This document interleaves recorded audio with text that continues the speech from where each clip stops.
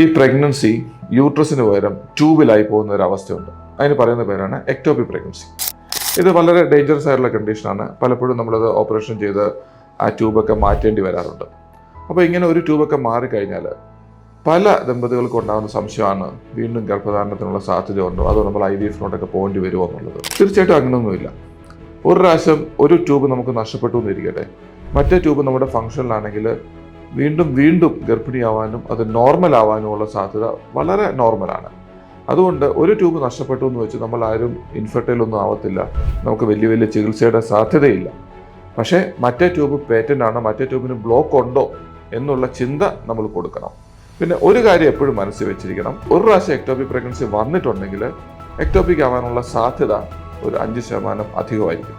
അതുകൊണ്ട് അടുത്ത പ്രാവശ്യം നമ്മൾ ഗർഭിണിയാവുമ്പോൾ തീർച്ചയായിട്ടും പെട്ടെന്ന് തന്നെ നമ്മൾ സ്കാൻ ചെയ്ത് നോക്കുക, അത് യൂട്രസിൽ തന്നെയാണെന്ന് ഉറപ്പുവരുത്തുക. അല്ലെങ്കിൽ നമുക്ക് ചിലപ്പോൾ ബുദ്ധിമുട്ടുണ്ടായേക്കാം.